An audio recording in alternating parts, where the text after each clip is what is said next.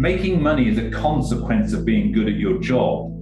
Surely it's not why you do the job. The two most important days of your life are the day you're born and then the day you discover why you were born.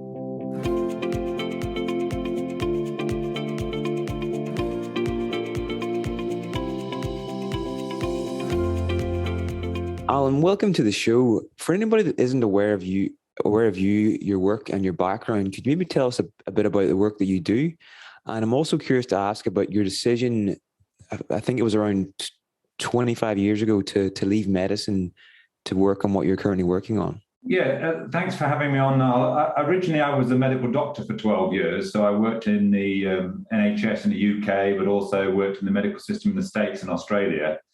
And then about 25 years ago, as you said, left that to do what I'm doing now. So I've been doing what I'm doing now twice as long as I was doctoring. And the connection is the reduction of human suffering. So when I was a doctor, I was helping, physical suffering. But I found that I couldn't reach enough people because when I was a consultant on the ward, you have 50 patients on the ward and 150 outpatients. You only have 200 lives to work with. Even if you're a GP, and I was a GP on the Barrier Reef for a while, you have 2,000 patients, but you don't see 1,800 of them because they're healthy. So you never get past 200. And so for me personally, I wanted to operate at scale, reducing human suffering at scale. And so a moment came where I thought, well, actually, if I leave and work with companies, big multinationals, some of our clients have 400,000 employees. So if we improve the quality of leadership at the top of those companies, that potentially affects 400,000 lives. If you take the family of the employee base, that's 2 million people. If you take the supply chain, that's 10 million people from one company, and we work with 100 companies. So you're operating at scale. Now, it's a different sort of suffering, but it is suffering nevertheless. So when you have poor leadership causes problems, as we've seen only too well in the UK in the last week with the resignation of the Prime Minister. When you have poor leadership, it causes problems. It causes suffering. So we now work with all these multinational corporations to try and improve the quality of leadership, because it's not just bad in politics the world over, it's also not at the level it needs to be within the corporate sector. 100%. That's really interesting. So it seems that your core driver then is the reduction of human suffering at scale. Now, I think for maybe even a young person listening to this, there's a lot of things that you could spend your time and energy and your life doing, but you've arrived at this very specific sort of aim, I suppose. And I'm just curious about the philosophy underneath it. How did you arrive at this understanding that this was worth spending your time and energy on? Because we've all got a finite amount of time. So yeah. Why this? Really good question, Niall. I appreciate a quality question. You do critical path analysis. So when you look at big complicated systems, whether it's, the NHS as a big complex system, society as a whole, and you have the challenge that you have is you could focus on a lot of things, but what is the one thing that would make the biggest difference? So I'm kind of obsessed by that. And when I was a doctor, I used to ask myself the same question. If you could only teach people one thing, what would it be? If you could only say one thing, if you could only intervene in one place. So it's kind of like complex system acupuncture. If you could only put the needle in one place, what would you do? And so the thing that, in my opinion, would make the greatest difference is you have to get to the people whose actions affect others on the largest scale. So there was a very interesting study out a few years ago published in The New Scientist looking at 60,000 multinational corporations, and those 60,000 companies are controlled by 147 other companies through share ownership and so on. So basically 147 companies pull the string of 60,000 companies. Most of those 147 are financial institutions, pension funds, private equity, venture capital, banks, all these kind of things. And if you think there are roughly 3 power players in each of the 147, so net about 500 men, and sadly it's men, not women, 500 men run the planet. So 500 men control the destiny of 7.5 billion people. So it's kind of like a metaphor right, if we can get to the 500 and help them to wake up and grow up and become more compassionate and wiser, those 500 would make better decisions which affect the lives of all of us. So that's kind of metaphorically what my company now does. We try to get to the 500. Now, imagine you're in the office now with one of those 500. Even if you got in their office, can you say something that helps? So dealing with a lot of these people are super bright, very smart, very influential, very powerful figures. But, what are you going to do when you're in their office? Because these are the winners in society, by most people's yardstick. So why would they listen to you or I? So the first thing is to help them wake up to the fact that there's something going on other than what they think is going on. So then you're into, well, how do we help people wake up when they already believe, as some CEOs have actually said to my face, well, who are you? I think you'll find I'm the winner here. Have you seen the size of my bank balance, my yacht, my boat, my second, third, fourth home? Have you, how big's your bank balance? Like, that was the important thing, right? How big's your bank balance? Am I being and it's kind of like a bit of a pissing contest. I think you'll find the winner. How dare you? And you go, oh, that's all very interesting. I've got this other question. And then you there's something called surpriseology. You surprise them with a question they weren't expecting. And that literally stops them in their tracks. And so the first thing in talking to these 500, the metaphoric 500, is if you don't surprise them with something, if you don't disrupt the way that they think, then there is no change. So therefore, we built in the business a range of assessment instruments, which is specifically designed as wake-up calls. So I'll give you a very specific example. I was in with the CEO of one of the biggest companies in the UK, who the first 10 minutes I was in his office, he told me what a genius he was for 10 minutes. I mean, there was this sort of wonderful hubristic tirade of, I'm marvelous, I'm brilliant, I'm this, I'm that. I mean, he's a household name, this person. And this went on for 10 minutes. Rather dull, to be honest. But anyway, he went on for 10 minutes, including referring to himself in the third person, which is always worrying. So he talked about himself for 10 minutes. And after he sort of run out of steam, eulogizing about himself, I said, look, let's just assume that's correct. Let's assume that you are God's gift to retail. Let's just assume that's true. If it is true, I've only really got one question. Because prior to seeing him, I tracked his biology during a normal working day. I put a heart monitor on him and got him to record his own biology. And I said, if it's really true, answer me this. Why is your biology at the third centile, i.e. 97% of my database of leaders like you have got better biology than you? So if you're such a genius, why have 97% of the database have got better biology than you? Why is that, if you're a genius? And that stopped him in his tracks, and he didn't have an answer. So it was kind of a little bit of an ambush. Wow. And he had to reevaluate the way that he thought about himself and his life and what he was doing, because clearly there was basically, he's driving around metaphorically in a Ferrari at 90 miles an hour, and I'd come with a message, you're just about to run out of petrol, mate. And he hadn't noticed. So it literally stopped him in his tracks. So, what are we doing here? We're, first of all, you can't help people grow up if they don't wake up first. If they don't wake up to the fact that they might be millionaires and billionaires, and I've coached many of those, but they're causing a big problem to many other people in society, and they're really insulated from that. They don't see the consequences of their own actions.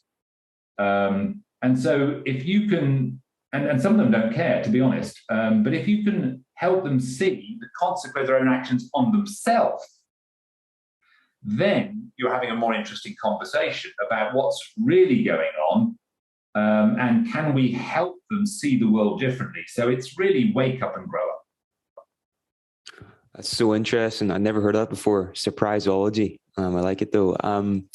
So we've spoke here about, I suppose your purpose. And I think maybe a big part of this work, I might be wrong here, but maybe a big part of this work is helping the 500 leaders or that you want to work with get in touch with a really sort of values aligned purpose. And I'm just curious about how you go about someone that, you know, isn't in touch with that, and they're just in the game of making money, and they're not really connected to that, how do you help them connect to their purpose? And I want to ask as well, you know, is this more of a process of uncovering, or is it something you're creating? What would you, out of the two options? Uncovering is the answer to that. You uncover a purpose. So, well, of course, when we're coaching CEOs and leaders, one of the most entertaining questions is to let's call this leader Frank, right? Okay, Frank. So tell me, what is the point of you? Now that's a very interesting question, quite provocative, right? What do you mean? What's the point of me? Like, well, why, Frank? Why do you exist on the planet? And it's quite a provocative question. Most people have no answer to that. Most CEOs don't know the answer to that question. So again, surpriseology, it puts them on the back foot.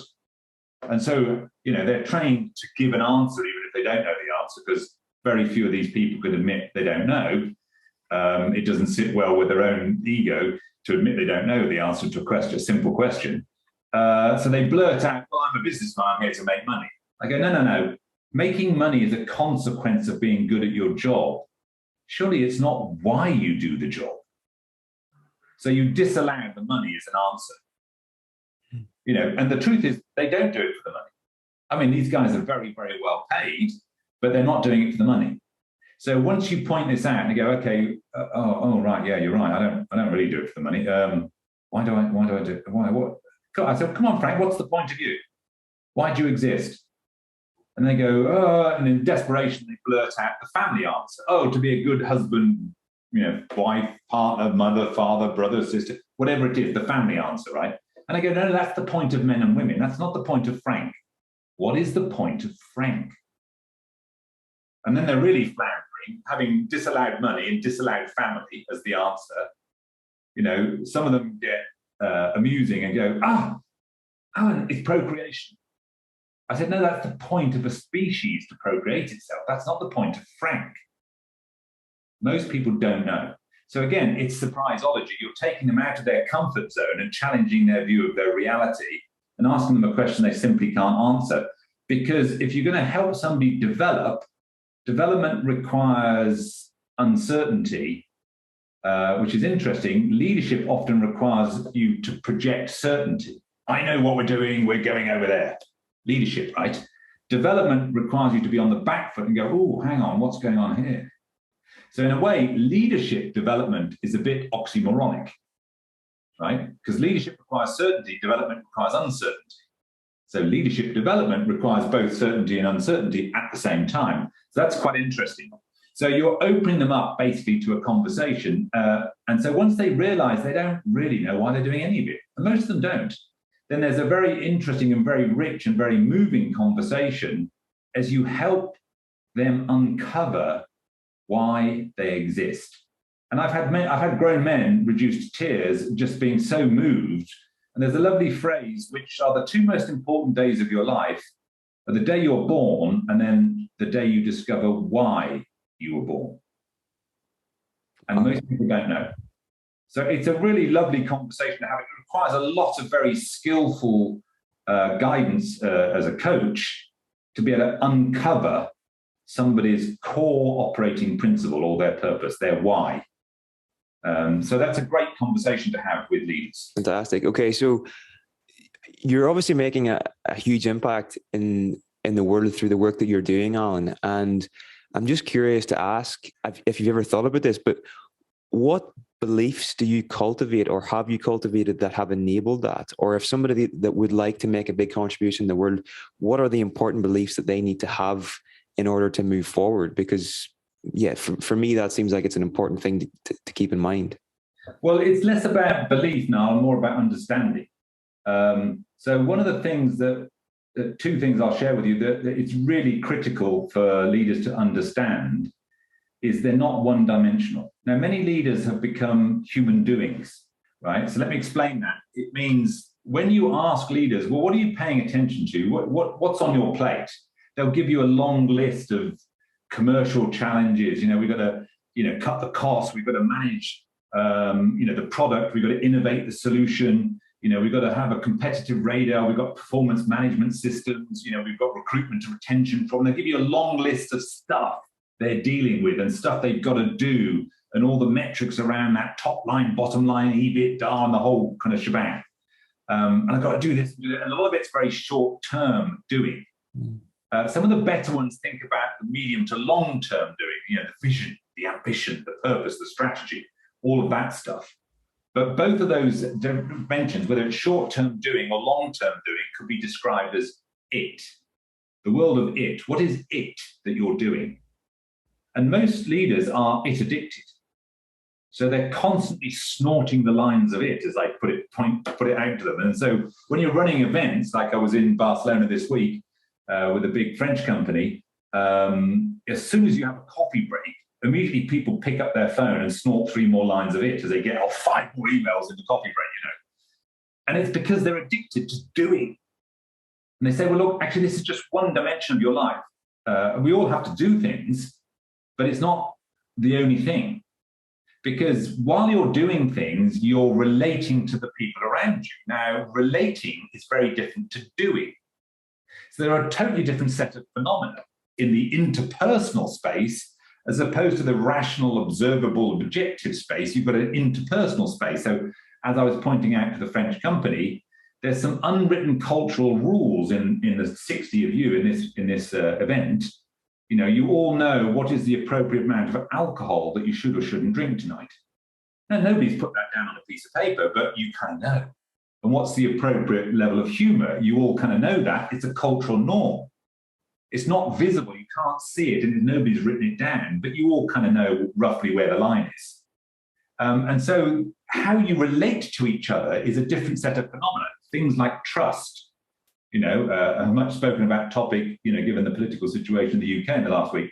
Trust is an interpersonal thing. It's not a rational, observable thing.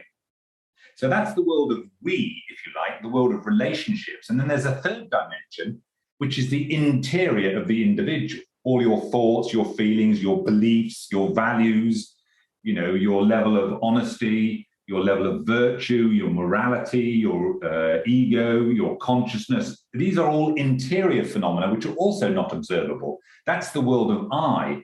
So one of the understandings is we're multidimensional. There are 3 domains, I, we, and it. And these 3 domains exist in every moment of your life. So what are you and I doing right now, Nick? We're having a conversation. And as we're chatting to each other, you're thinking about what I'm saying, and I'm thinking about what you're saying. So that's your I and my I while we're doing this podcast. And of course, we're getting on with each other. So there's a relationship building between it. So even in this moment of this podcast, we're doing the podcast, we're relating to each other, and we're both having thoughts and feelings. That's the I, the we, and the it of this moment. So we have to understand that if you really want to create sustainable change only comes about through having an answer in all 3 dimensions. And the trouble with most leaders is they've got an answer in the it dimension, but nothing on the I and the we, or very little on the I and the we.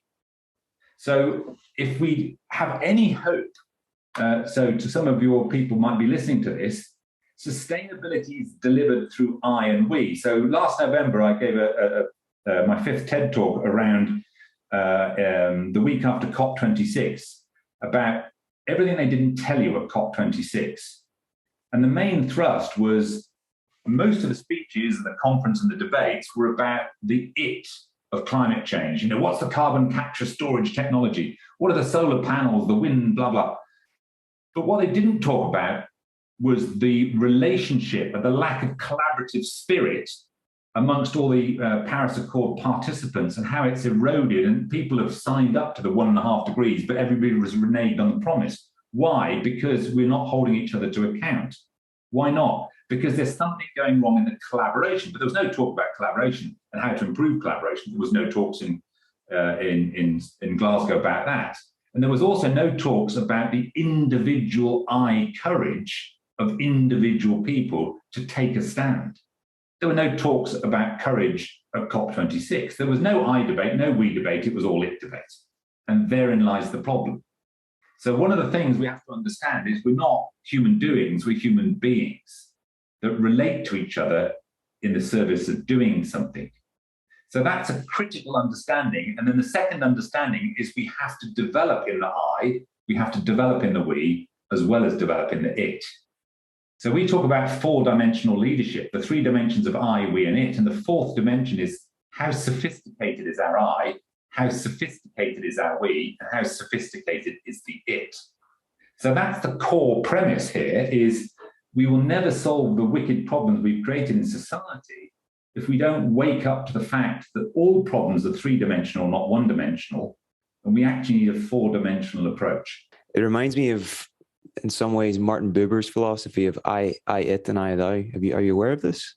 Well, you're I, it, right? But then you've got a thou will be more the we, right? Yeah. So if you look at the great leadership speeches, and there are books where you can buy, what makes a great leadership speech. And in fact, I asked in Barcelona this week, think of all the great leadership speeches in history, which one comes top? And everybody, this happens, by the way, even in China, because I've asked this question in China, Martin Luther King, the dream speech, right? Always comes top of the list, even in China, which is kind of slightly weird. But if you deconstruct that speech, what he said was, I have a dream. He didn't say, Niall, you have a dream. He doesn't say, there is a dream.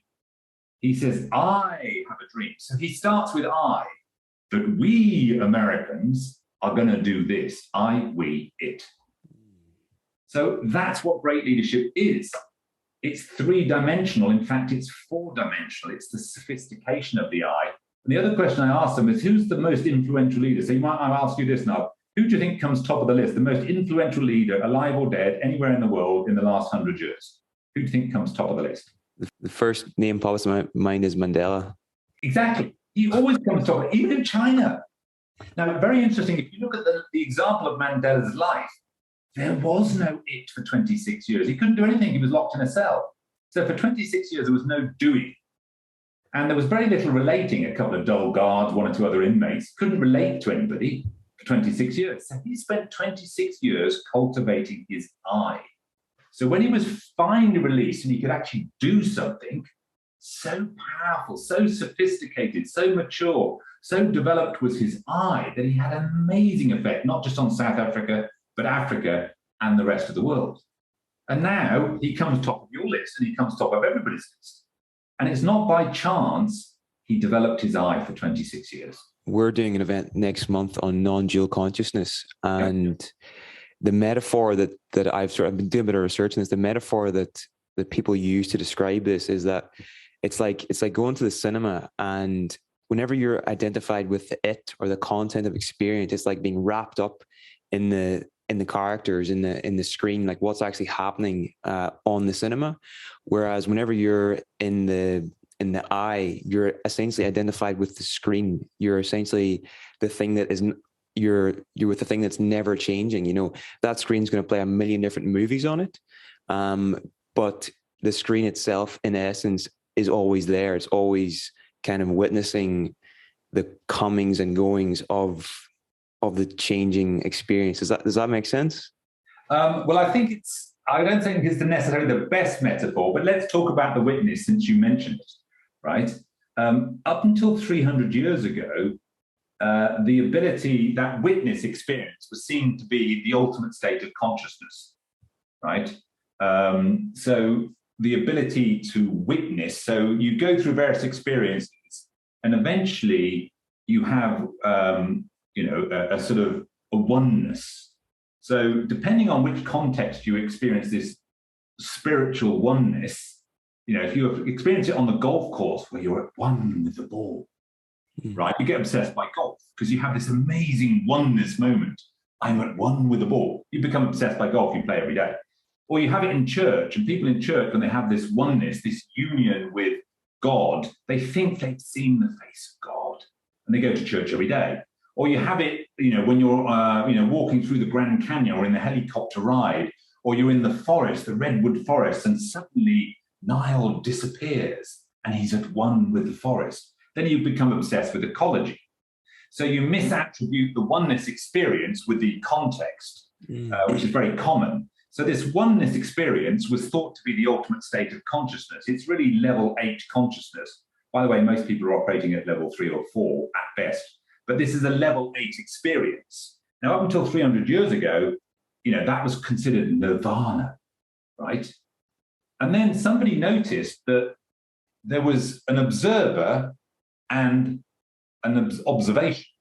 So your screen idea, right, is there was an observer observing the screen. So it can't really be oneness because there's an observer and an observed. So there's actually a duality, right? There's an observer and observed. That's not real oneness. There's a separation between the observation and the observer. Now that didn't appear anywhere in the world until 300 years ago. And so the non-dual that you talk about was the emergence of level 9 and level 10. And in level 9, the observer disappears. There is no Nile. There is just the experience.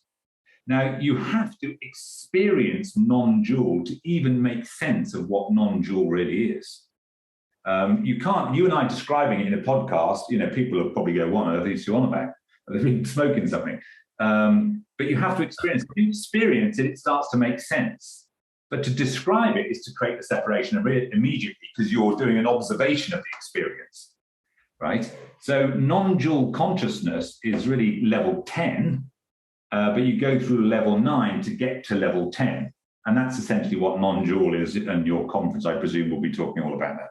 That's very well said. Okay, so in a previous conversation, we talked about the term mental health and how this might actually be a misnomer. I'm curious to ask if you can maybe tell us a bit more about that, Alan. So this is, as a doctor, this has bugged me for a number of years. If you look at most people who are suffering what is called mental health, they're wrought by anxiety or overwhelm or stress or, depression or something, they have a mental health problem. The mental cognitive processes in most of those people are normal. There is nothing wrong with mentation. Cognition, mentation, M-E-N-T-A-T, mentation. Cognition is an easier word to understand. There's nothing wrong with cognition. Most people who are depressed, their cognitive processes are normal. Most people who are stressed, their cognitive processes are normal. So why are we calling it mental? It's not mental. There's nothing wrong with their mental processes. Their cognition is normal. So why do we call it mental? And it's because we don't understand how this human system works. So we collapse. Everything below thinking gets collapsed into cognition. And that is a fundamental error because the problem is not mental. And so calling it mental creates stigma, right? And there's evidence to suggest that the stigma of that label, mental, does more damage than the actual anxiety or depression or whatever, because I'm now stigmatized on this mental case. And that's unhelpful, right? And it's not even true. So it takes us down a path of we've got to do cognitive behavior therapy, right? Well, the problem isn't cognitive. The problem in most cases of mental, what's called mental health, is actually emotional. It's not mental.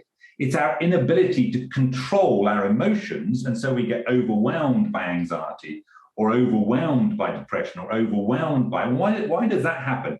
Because we've never been taught to regulate our emotions. So the issue really is emotional regulation and emotional sovereignty. And we're never taught that at school.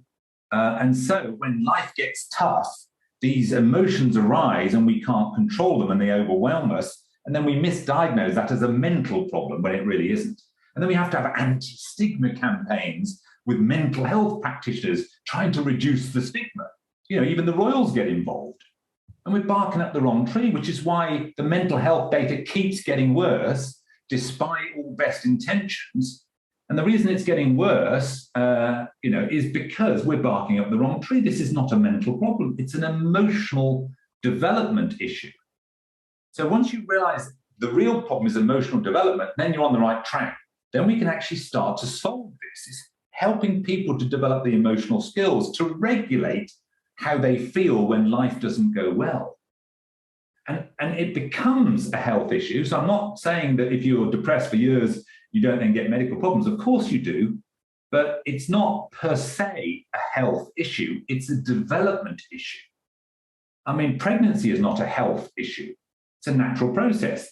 And so the natural process of emotional development, right, gets interrupted and people don't develop those skills.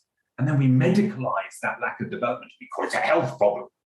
So you see, it's not mental, it's not health. It's emotional development. Now, when we understand that, we have a solution. We can help people develop the skills that they really need. So skills, not pills, to address the difficulties of life. That's so interesting. So it kind of brings me well into the next question. So we recently interviewed a lady called Lisa Feldman Barrett, who does a lot of work on emotions. Yeah, she's a mate. Yeah. Yeah, and one of the things she said was that the person that has two words for, like, say they've got the words happy and sad, versus a person that has maybe 50 different words for each of these things, the person with only two words is about 100 times more likely to become severely depressed than someone that has all of these different words. So what I want to ask is, could you maybe tell us about emotional literacy, what it is, why it's important, and how can someone develop emotional literacy? Maybe you could tell us about your app as well. Yes. Well, Lisa is one of the best scientists in the world in this area. And so Lisa and I have had lots of conversations about this. So when you ask anybody, write down what emotions you've noticed in the last week, and I'll give you 5 minutes, Niall, and you make a list.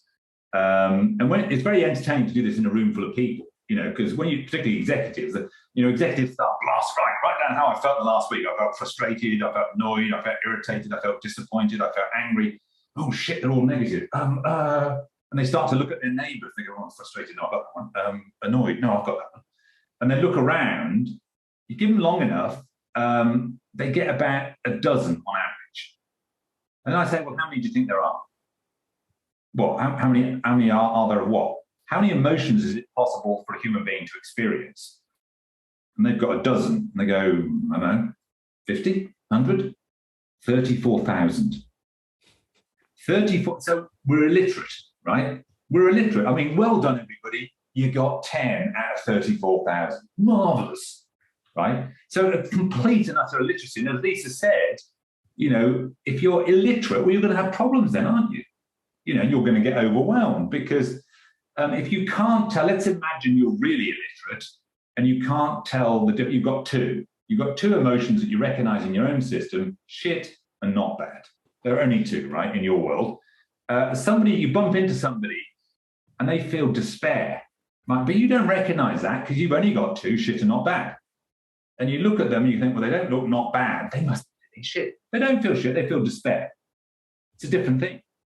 So you can't really help them. You can't even empathize with them because you don't really know what planet they're on. So we brought out an app. There's a free version of the app. It's called the Complete app. If you go onto Google Play or the iStore and type in Complete Coherence, which is the name of our company, you'll see a sort of blue background with a C on, and you can download the free version. On the app, there's 2,400 emotions for you to start with.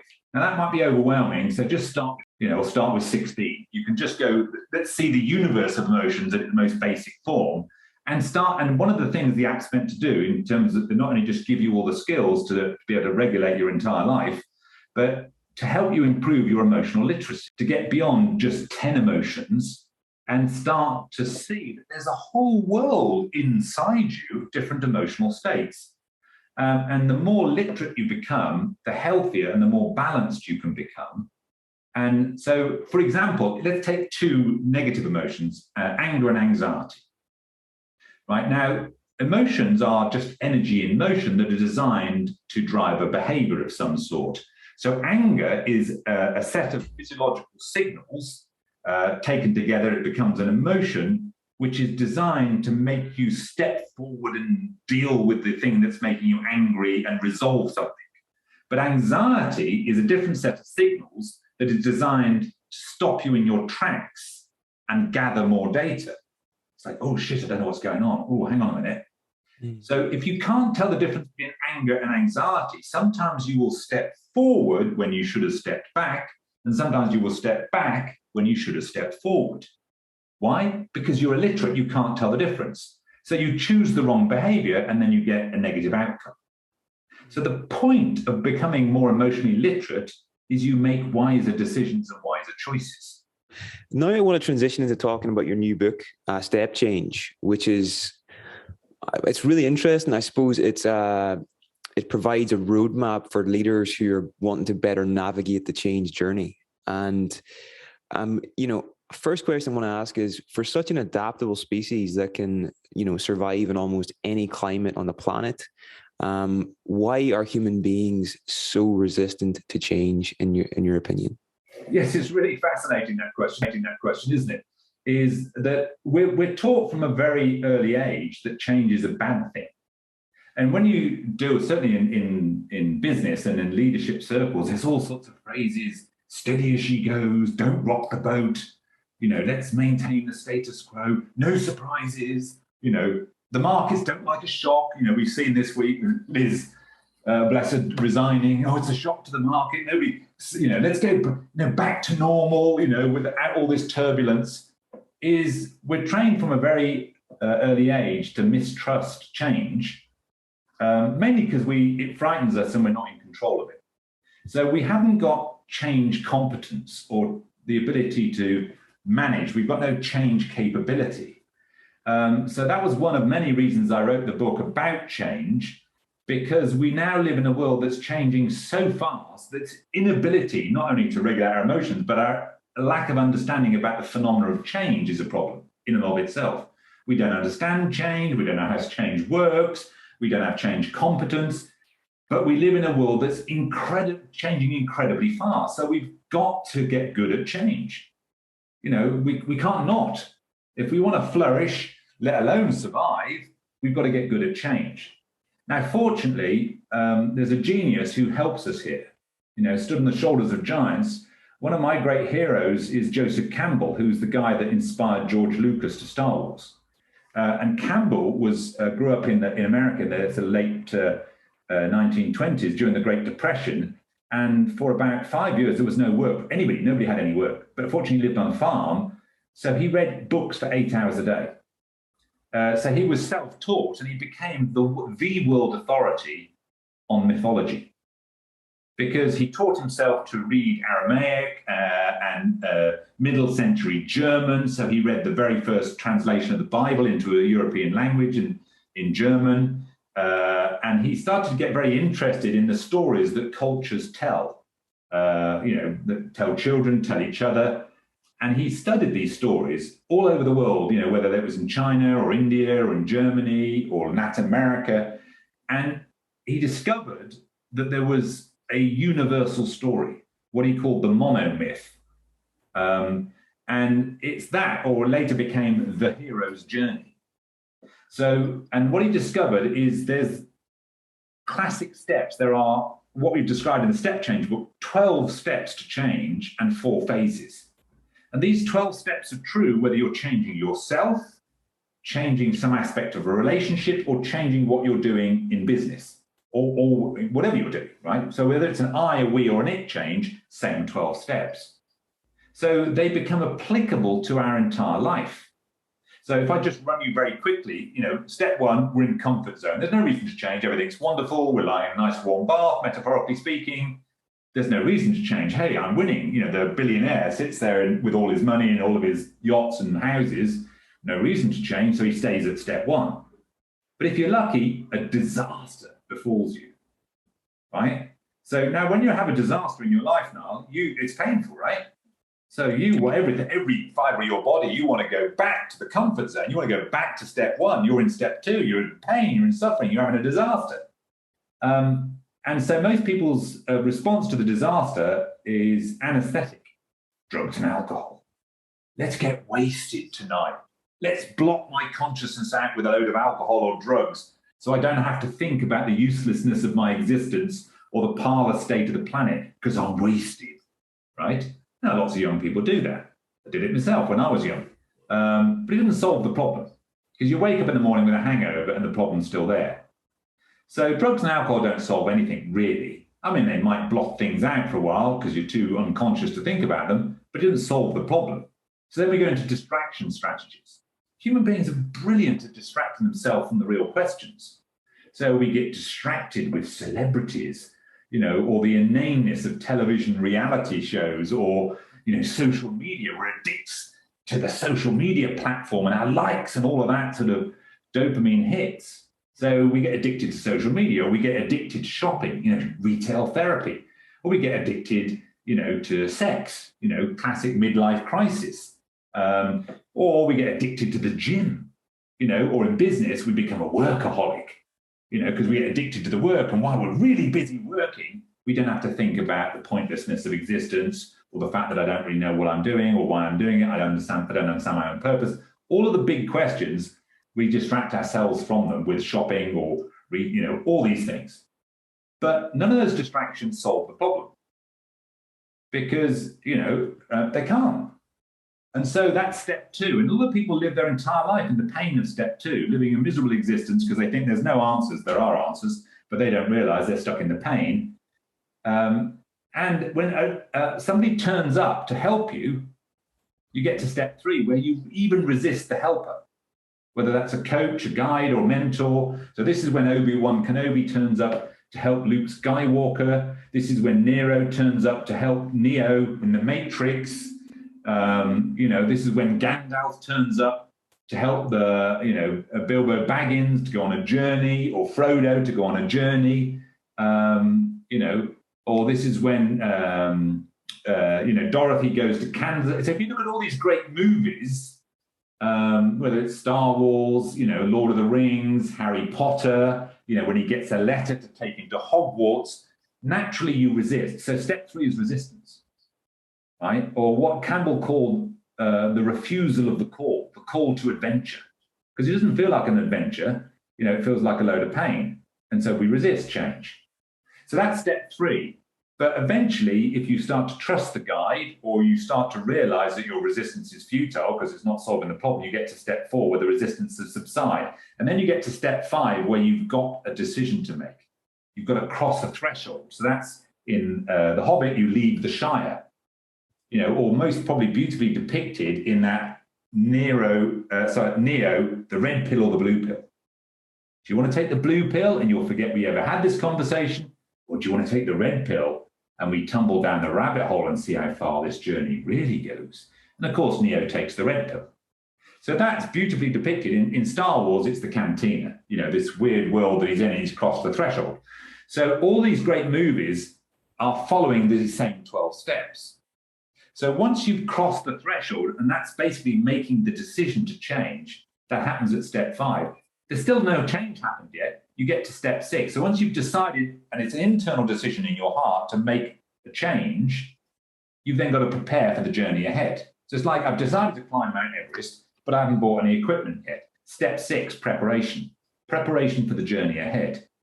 And those, you need either internal resources, courage, for example, or external resources, ice picks and, a backpack or whatever it is, right? That's step 6, preparation. And then step 7 is when the work starts. So one of the reasons that people and change management programs fail is there are 6 steps before the change even starts. So we think we're changing, but we're stuck in step 3 or step 4, and we haven't really got to step 7. Step 7 is where the work is, the trials and tribulations. And most of the great movies, most of the film is about step 7, because that's when the jeopardy is, the trials and tribulations. That's when the hero fights things and, the monsters and so on. And then if the work works, right, which it doesn't, many people get stuck at step 7 forever. They're going on another retreat.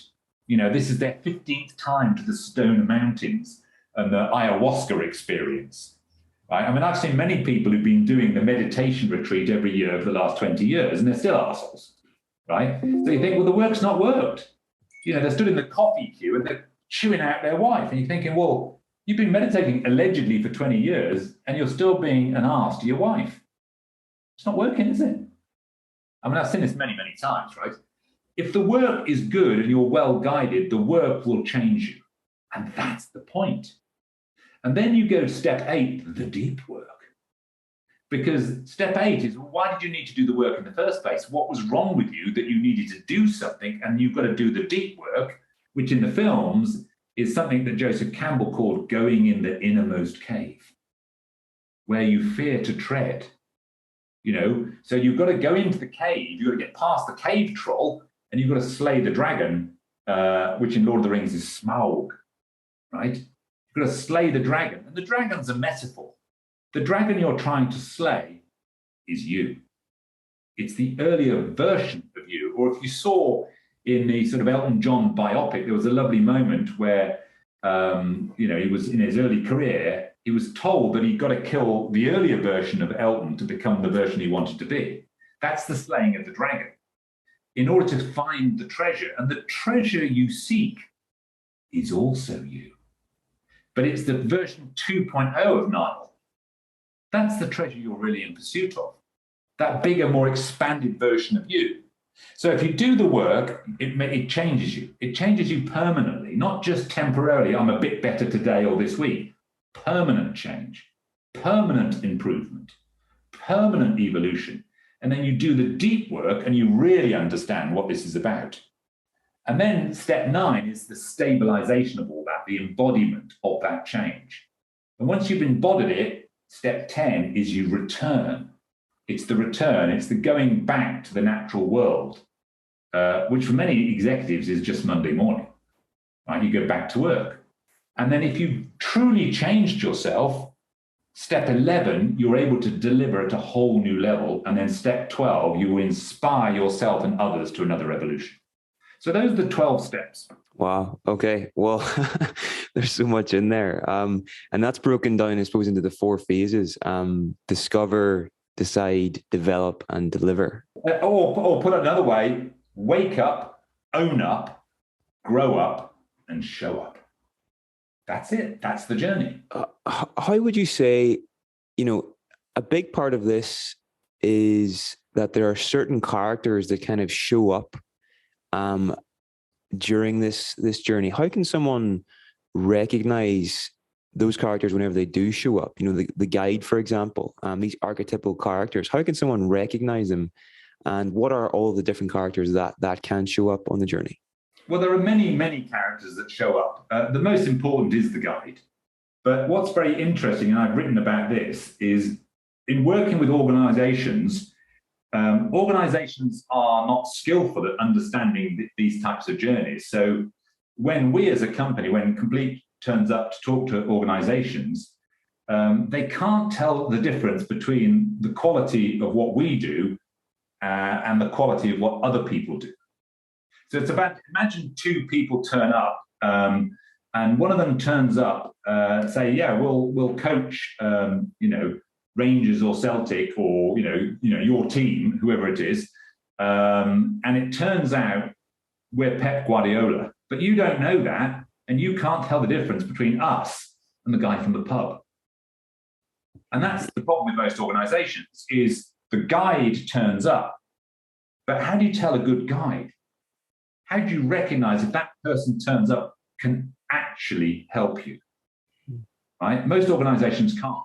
So we're constantly going into organizations and we're up against other competitors who we know, another metaphor would be, my friend Heston Blumenthal, turns up to cook you your meal. And he's a 3-star Michelin chef.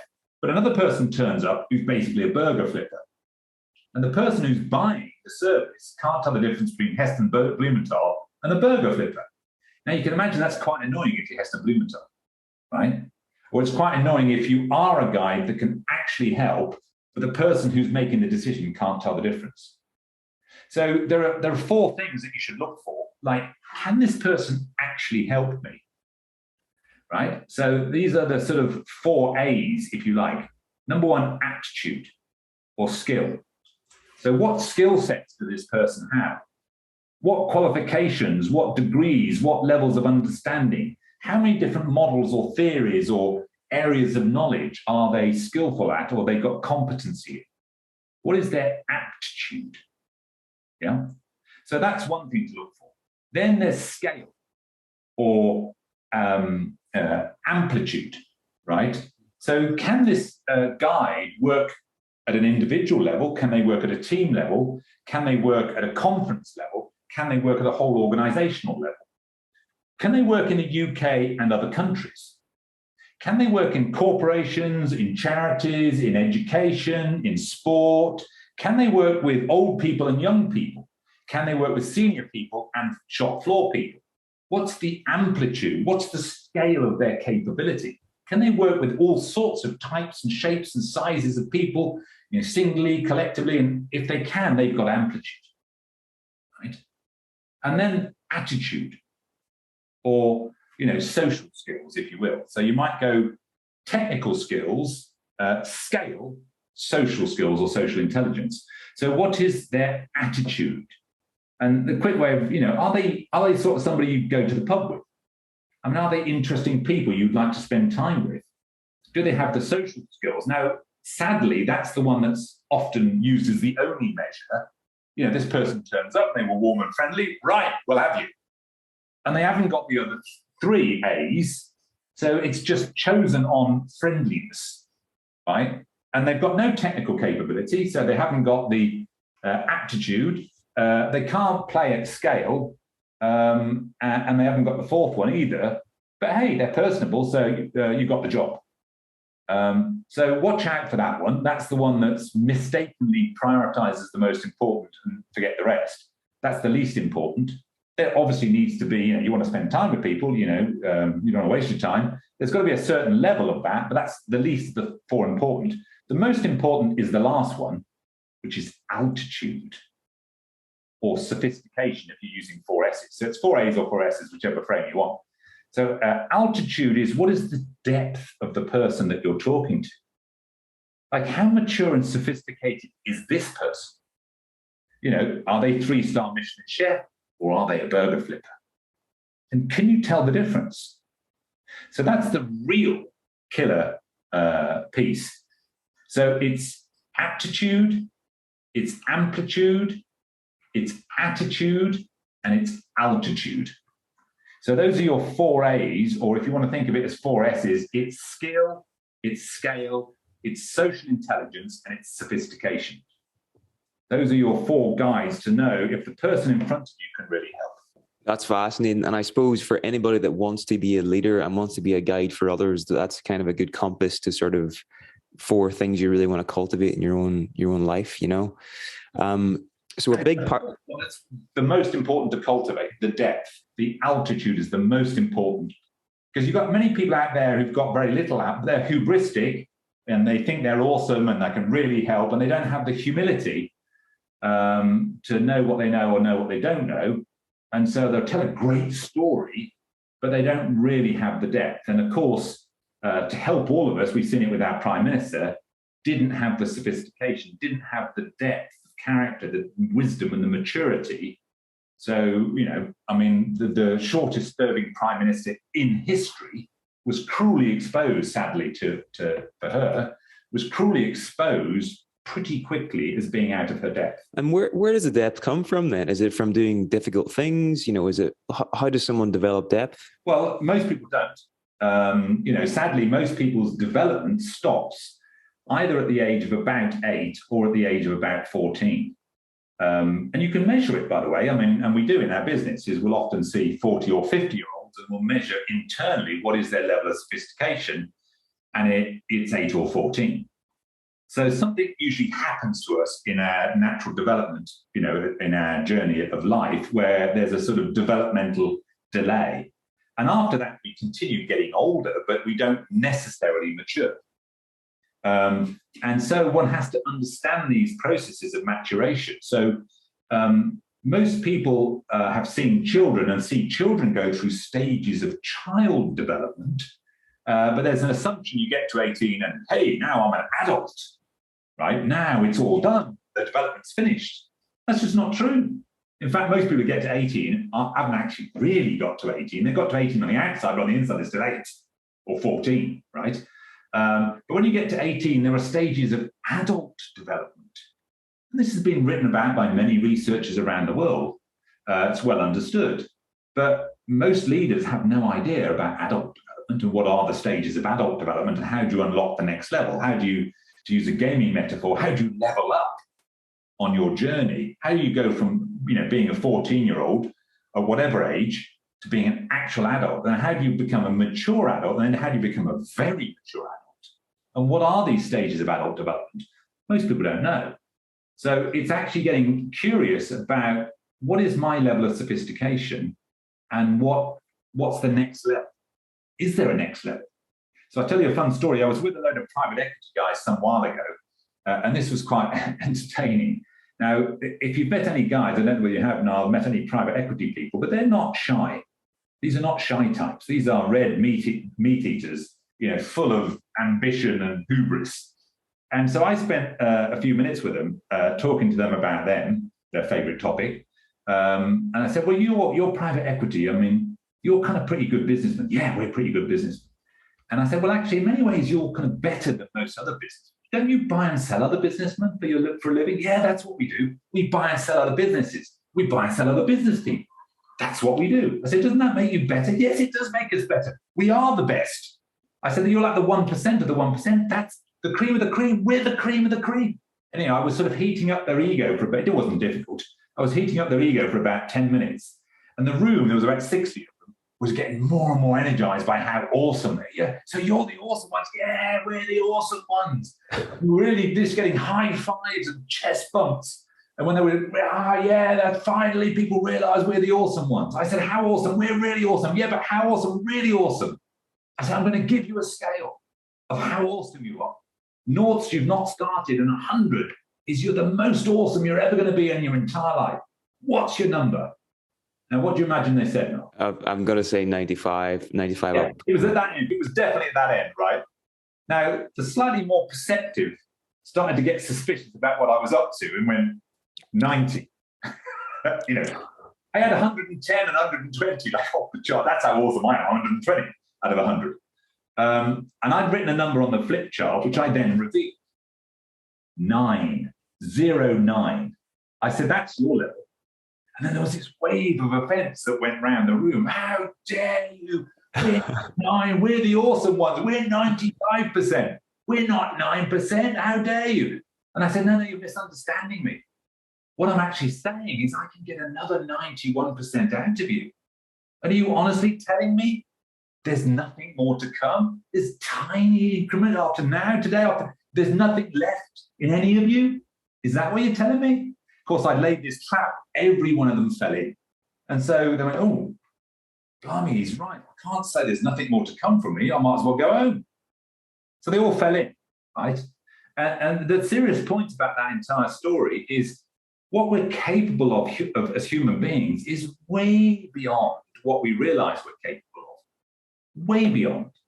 I mean, most people have barely scratched the surface of their own capability or their own potential. But we wander around our lives thinking, oh, little old me, I couldn't possibly change anything. I couldn't possibly have an impact. I couldn't possibly, what can I do? Oh, all of that. In fact, there was a guy in Barcelona on Wednesday, and I was saying, well, imagine I can show you as a neuroscientist how to speed up your brain. Imagine I could show you how to make your brain go so fast, it goes 4 times faster than it's ever gone in your entire life. He just didn't think that was possible. He just completely refuted that hypothesis. That's absolutely not possible. I said, no, it is possible. It's interesting you think it isn't possible because it's already been shown to be possible. They did some research in the labs, the neuroscience labs of Wisconsin, where they looked at something called facial recognition, where they showed you a face of a person and said, okay, Niall, what's the expression on that face? You went, that's an angry face. Now, you'd have to see that face for 300 milliseconds. If I showed it to you for 295, it's subliminal. And then they tested some monks. And the monks could identify the face in 33 milliseconds, literally 10 times faster than you. So the monks sat next to Joe Public, and the images was coming, the monks going angry, disappointed, sadness, confused, irritated. And Joe Public sat next to him going, what's the monk looking at? It's a blank screen. I can't see anything. What's going on? Couldn't see anything. And the monk's cranking out the answers 10 times faster. So that's what's possible for the human mind, which is why I'm eternally optimistic, because we've barely scratched the surface of our own capability. And if we can unlock those levels, and that's kind of what we're trying to do with leaders, is to help them become more compassionate and wiser individuals to make better decisions, cause less suffering. If we can unlock those levels, then we have a very different future. I think that's a great note to end on. And just this whole idea of realizing that you've so much more to give, and that, once you reach the end of the 12 steps in your change process, it's like you're going back to stage 1 again. That should be the aim, to go into that beginner's mind again, So yeah, Alan, it's been an absolute pleasure to speak with you. Thanks so much for sharing some of your knowledge and wisdom with us.